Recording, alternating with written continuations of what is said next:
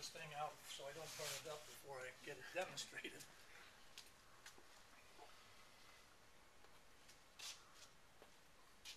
Yeah. There's the current, a maximum current in the middle, and I'm not showing too much. I got trouble in the building somewhere, but a mediocre value of current here and 0 at the ends.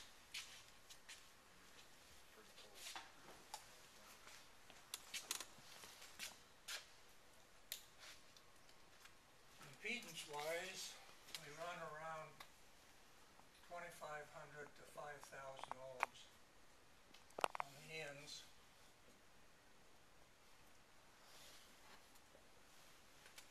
And at the center, if we take a half wave, at the center, if we open it up here and measure in there, we will see 73.12 plus J 42.5.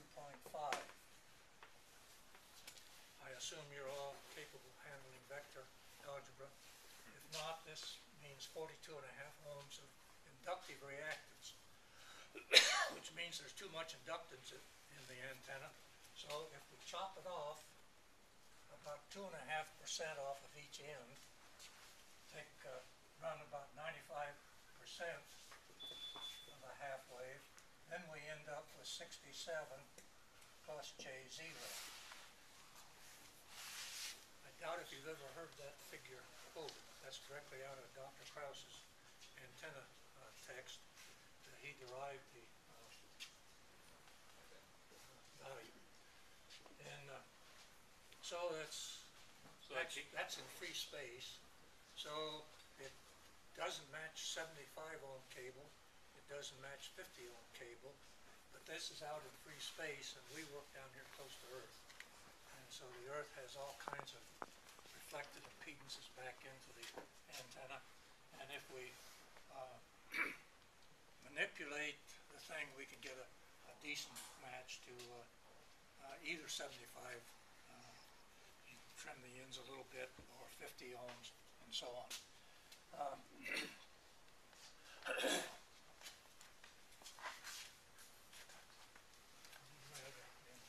That 95% there, that's that 2.5% that you off of each end. Okay. Yeah.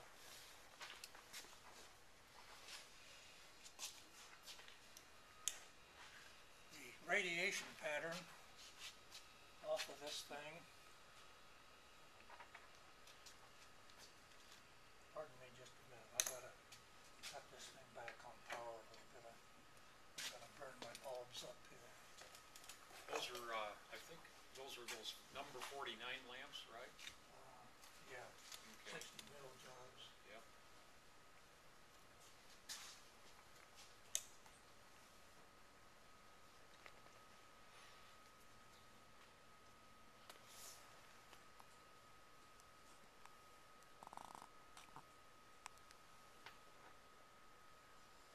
That'll be a little better to handle it.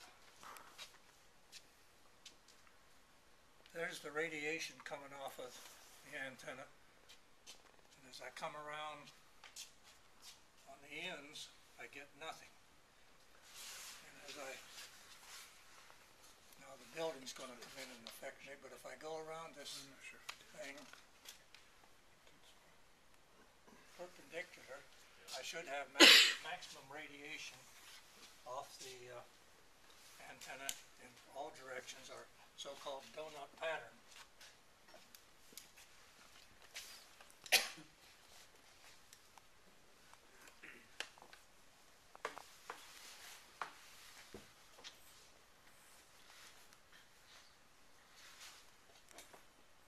On a two-dimensional drawing, we have a pattern that looks like that.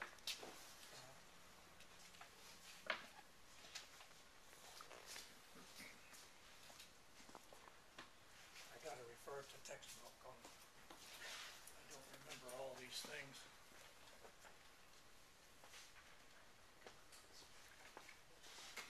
Take a break. Get up here closer so I hear better.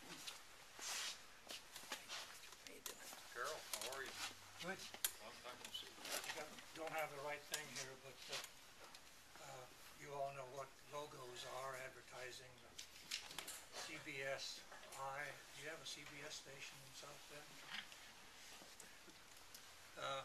And the NBC Peacock and whatnot.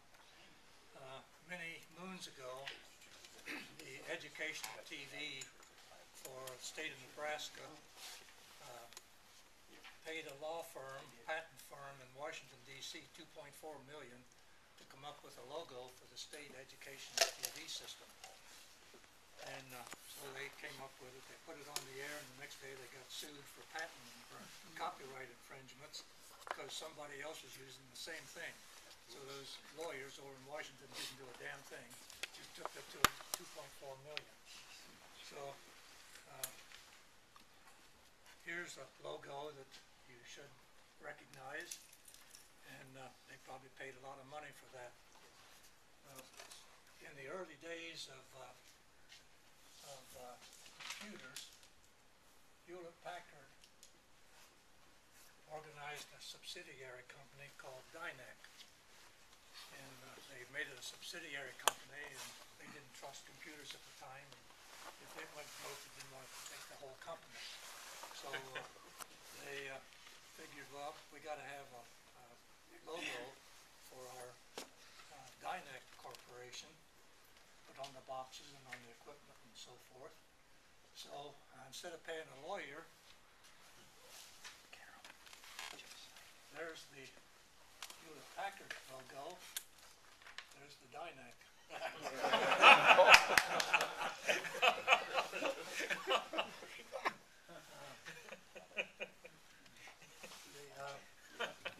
Dynac didn't last. They went off the market and so forth. Of course, Hewlett-Packard's into computers big under their own name. They don't have to use that Dynac name anymore. So okay.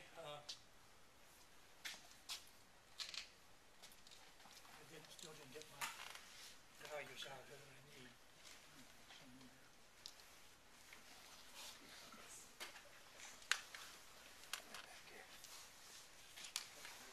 Getting back away from antennas just a moment from this figure 8, if we would take let me get up one higher on the thing. If we could take a point source of energy, if we could have an antenna that would be a point source, and of course you know we physically can't do it because we've got to have a resonance in here somewhere. And we established a field strength measurement. We could go in all directions around here and get at the same distance, we'd have the same field strength. Just like if we had an unshielded, unbased flashlight bulb, if we would hang it here with very, very thin wires, 99.99% of the energy would radiate in all directions. So we would have a circle, or a solid circle, 2 dimensions, be a circle, be a ball, in 3 dimensions. Well, if we would establish a field strength, let's say we go for 100 millivolts per meter field strength, we would go out about 1 mile for 1 kW. But this dipole antenna is not a point source. It is physical. It has all kinds of distortions on it to make a figure 8. So if we fed the same 1 kilowatt to a dipole, we're going to have the same volume, but it's going to be redistributed. It's this ball of goo that we got here squished down, and it's going to be a pattern like that. That's our donut, looking at it from the side. And it turns out that we go out 1.4 miles. Here's 1.4 mile. And this is at, the black is at 1 mile.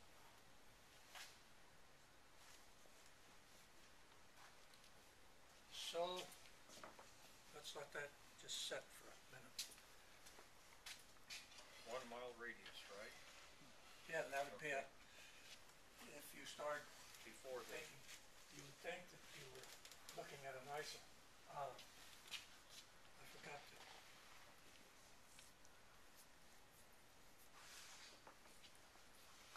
This thing here is an isotropic. Isotropic radiator.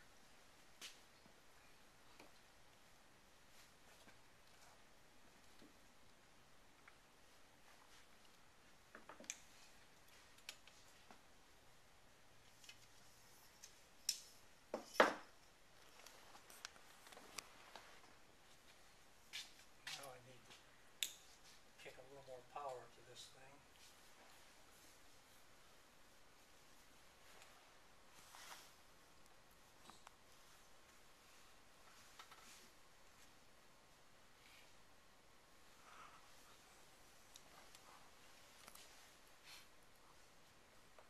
I guess that's what it's going to do. Okay.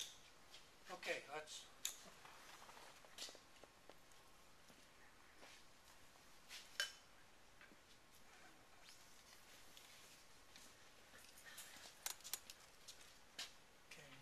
I guess you need to come up a little closer here.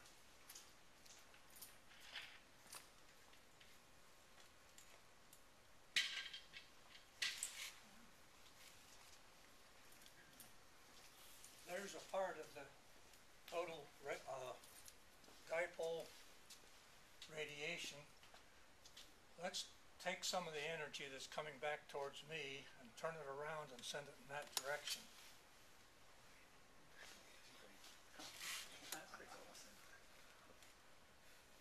There's a reflector. that's cool. Yeah.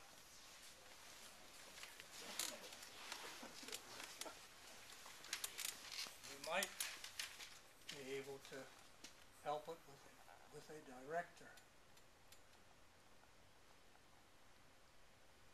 Do you need help holding anything? No. No? Okay. I'm going to sterilize you, sneaky something there. I'm already toast. One of the other instructors nicknamed Mr. Seneke Sneaky. And I can never remember his first name. I still call him Sneaky. I'm sorry for that. That's okay, it works. So anyway, here's a parasitic element. A parasite is a thing that lives off of something else. And it's not fed any energy on its own. It just sucks its energy off the main unit and re-reflects it. And that was discovered or developed by Dr. Yagi and Dr. Yuda in Sendai, Honshu, Japan in about 1928 or thereabouts. And a little deviation off of that, the atomic bomb was dropped on August 3rd or something like that. I was on Luzon, just south of Baguio, and a guy by the name of Loren Wyndham was north of Baguio in the mountains as a 147th Regimental Combat Team fighting Yamashita. And Loren Wyndham, I didn't have the slightest idea. I was a ham at the time, but the name Loren Wyndham didn't mean anything to me. I had never met him, and who's he? Wyndham antenna. The Wyndham antenna. He, W9 or W8JBI,